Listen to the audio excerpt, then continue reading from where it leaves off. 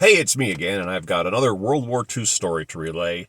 The difference on this one is it has absolutely nothing to do with World War II. I was an 80s kid, grew up in Colorado. One of my last jobs was working at a local miniature shopping mall with a guy, and the dude in charge, we called him Loopy. And that wasn't his actual name, it was just a nickname for him because he was kind of goofy, real fun guy. He was born in 1920-ish, so he grew up during the Depression. And the town he grew up in was, I believe, South Carolina, and one of the last battles of the Civil War was fought, like, right across the street from where they were. And the local militia fought against the North, and it's recorded as a great victory for their side, and then the war ended. So every year they have, like, a celebration for this battle and celebrating their veterans and whatnot. And you got to remember that from like 1930 going back to the Civil War is not unlike going from today to Vietnam. The people that were participating, there were some still around, they were grandfathers and great-grandfathers, so the oral history of what happened individually was still fresh in everybody's mind. So every year they had this big parade, a celebration about this thing, and one of the aspects of it is a local elementary school would take 3 or 4 of the top kids in the 6th grade, the highest grade in the elementary school, and they would stand up on a podium and give the history of what their ancestor did during the battle.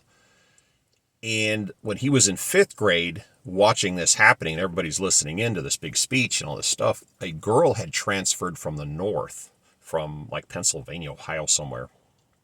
And she, for the first time ever, they let someone from the other side speak of what their family did during this battle. So all the local kids go up and give their spiel, and this girl walks up and says, I did some serious digging, and here's what I discovered. The Battle of whatever never happened. Both sides came together. They both knew the war was about to end, and it did within days.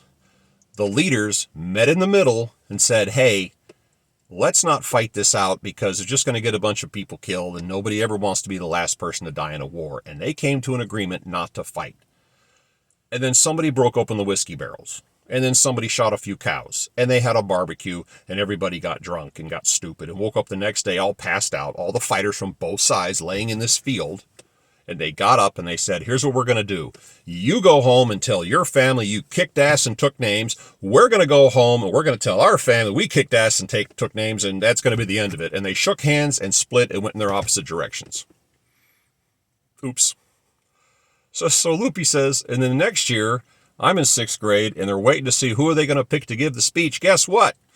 That little annual celebration stopped. Nobody gave a speech. Nobody talked about it. Never happened again. It just kind of went away. I thought that was awesome. That was one of the best stories I ever got out of him, and he had a lot of them. All right, you guys have a great day.